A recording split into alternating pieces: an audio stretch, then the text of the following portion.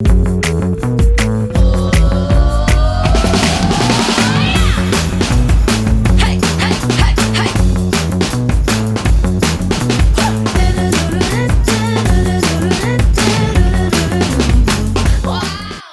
everybody, and welcome to the final episode of our Sales from Anywhere show in HubSpot.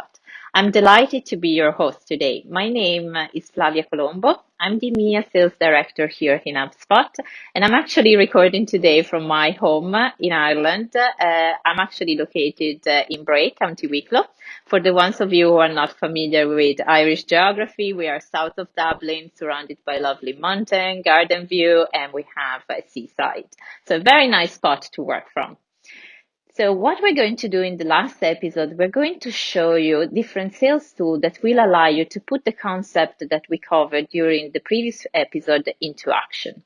One of the recent conversation I had, it was with my husband. I was helping him to select the different sales technology that he can suggest to his client that are moving into remote setup.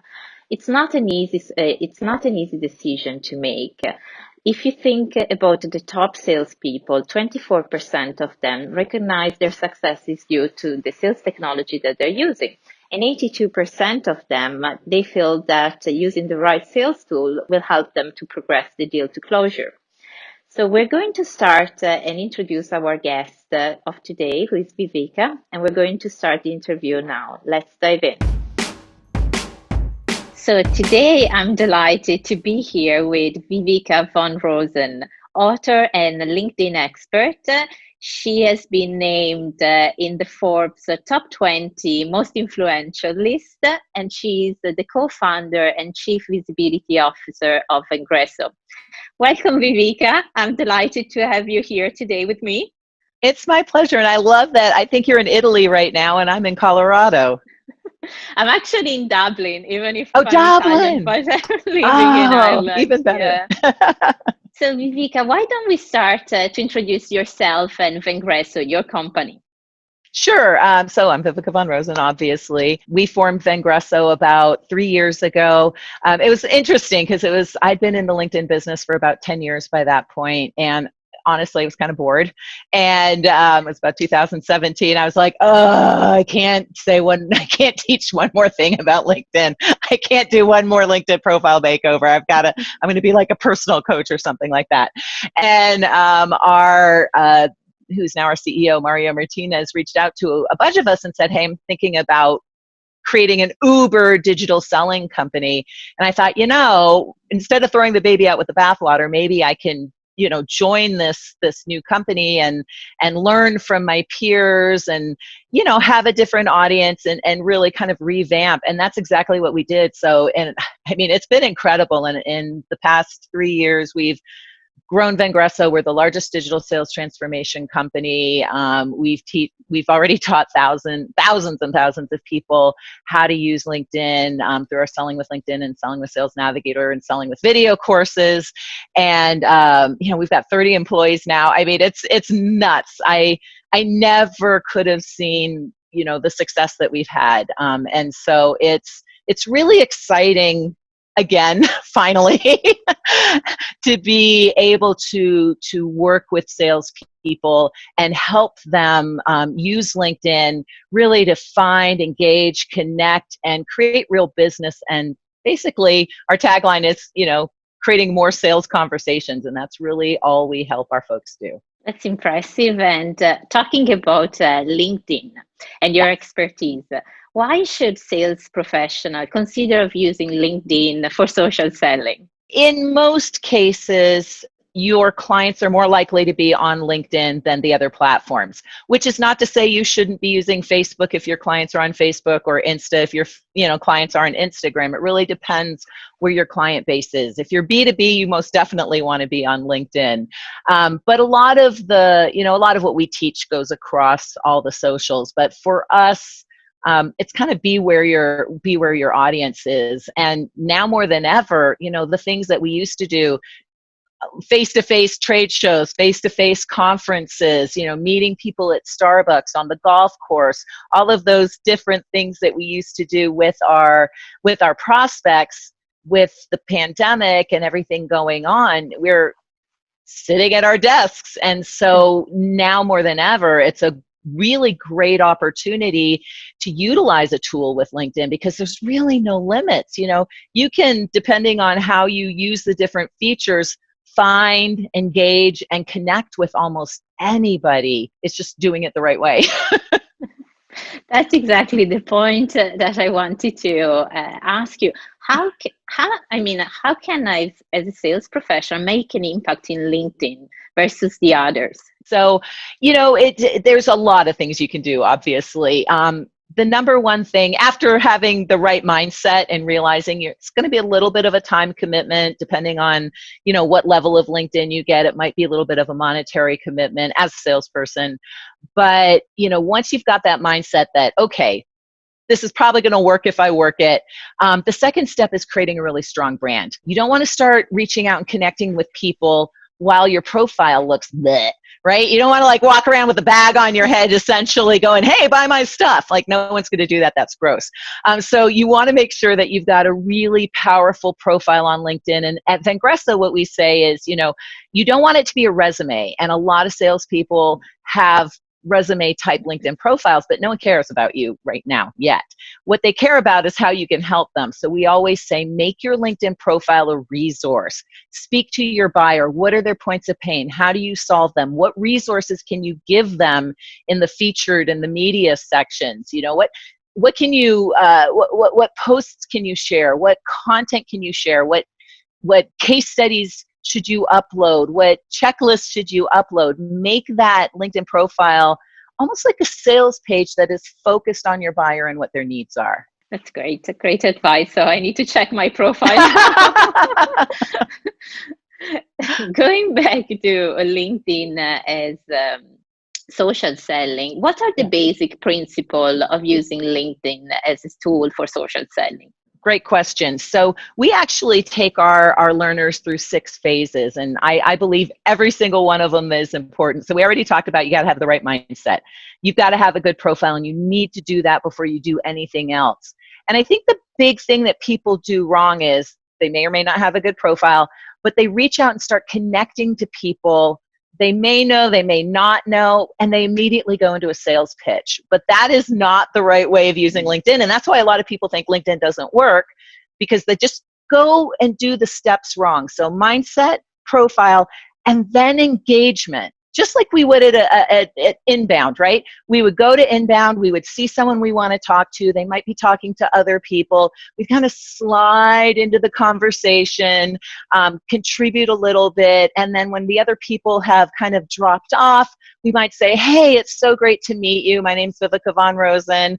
I've been following you for a while, or, I'm so excited to meet you here at the conference, or whatever you want to say. Well, you do the same thing on LinkedIn. You find your prospect, you follow their activity. What are they saying? What are they sharing? What are they doing? You jump into their activity. You comment on their posts, right? You give them a kudos. You follow them. You give them an endorsement. So you engage on their activity. And then once you've built that top of mind awareness and that positive sentiment, only then do you reach out to connect. But you don't go, you still go, hey, my name's Vivica, buy my stuff, right? You're still reaching out. You want to kind of craft a conversation around your invitation, which is not a sales conversation yet. We call it the PVC method. You personalize it. Don't automate. Please don't automate LinkedIn. You add value. And then once you've earned the right, then you can go with the C, which is call to action. Whether it's a follow-up call, whether it's I hope you'll accept my invitation to connect, but that comes after the engagement. You have to build that relationship with them first. And so after engagement, you want to continue to feed your network with content. So you're sharing content through, regular posts, articles, video, uploads, and private messages, which is cool because on your cell phone, you can leave people a private voicemail or a private video message, which is a really cool thing to do that most people don't, but you want to continue to feed your network with content that you've either created yourself or curated from your company or some other source. And then the final step is you want to have a cadence. You want to do this in a regular way. And so that's really, to us, those are the tenets or the 6 phases of successful social selling: mindset, branding, engagement, and then connecting, feeding with content, and creating a nice cadence. That's great. Thank you for that. So I will definitely share within my team the PVC method. So moving a bit away from LinkedIn topic, Yeah. started to see a few offices that are opening up and some aren't. So what it will be few of the best tool for communication in a partially remote work? Yeah, no, great question. So one of the things our whole team has, oh God, we have so many tools. One of the tools that all of our folks have is, well, all of our sales and marketing team have is Sales Nav. Naturally, it's a step above LinkedIn. You have to pay for it, but it really helps to find the right people and engage with them. But as far as, beyond LinkedIn, what are some good tools? Well, we use HubSpot, and it's, we've been using HubSpot since the very beginning. And what's kind of interesting is we didn't even realize all the functionality. Like, we thought we were really good at HubSpot, and then we just hired a designated HubSpot person at our company to do the marketing, do the CRM, do the notes. It's not my area of expertise. So, but our eyes are open. We're like, oh my God, we didn't even know we could use HubSpot for this. We didn't even know we could use HubSpot for that. So and I'm not just saying that because, I'm on this interview right now. It's really, wow, what a powerful tool. Some other, it's our CRM obviously as well. It's our calendar tool. It's everything.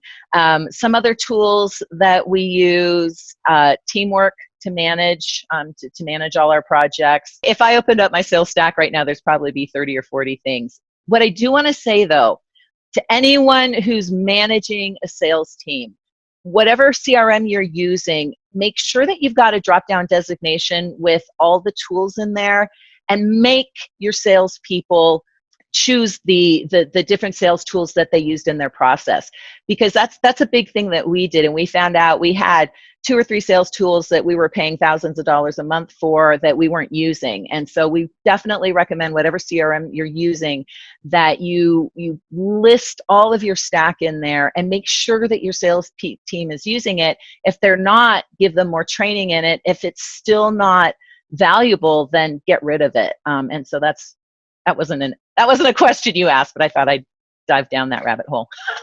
No, absolutely. Thank you for sharing. Also, to be such a great advocate for us. Thank you so much. And last, any other type of tools that you would recommend considering to invest in at this time? Yeah, one of the things that we found really, really helpful for our company, and it's interesting. We have a selling with video course, which, ironically, before the pandemic, we only did live. So I don't know. So we had to pivot, right? And we took that whole selling with video course and put it online. And the key to that course, we use a tool called One Mob. Of course, you can use any, there's Videolicious and BombBomb and Hippo. I mean, there's a lot of great video email tools out there, but it's so powerful, especially since folks we're not 100% open yet. And so that ability to engage with your prospect, they can see your face, they can see your excitement, they can get a sense of your charisma. Of course, you include resources for them, and then sharing that video through either an email or through a LinkedIn message or a Facebook message or a text, really whatever channel you want to use. That's been really, really powerful for us. Our open rates, go from about a 2 to 10 on 2% to 10% on average, to some of our salespeople are getting like a 75% open rate. So that's like huge. And then the traffic, you can track what resources people are opening, how long they were on your video, if they sent it throughout their buying committee and team. And we've actually closed a few deals, and it's absolutely 100% because we use that video email tool. But again, like all things, you just have to make, a fool with a tool is still a fool. So you just have to make sure that you're using the tools in the right way. I agree with you. We've seen the same. My reps, they're really leveraging the video methods right Yes. now, and we see a huge conversion rate from there. Viveka, thank you so much for being with us today and sharing all your expertise and your amazing advice. So I'll take definitely them away with me. And again, thank you so much for everybody following the interview today.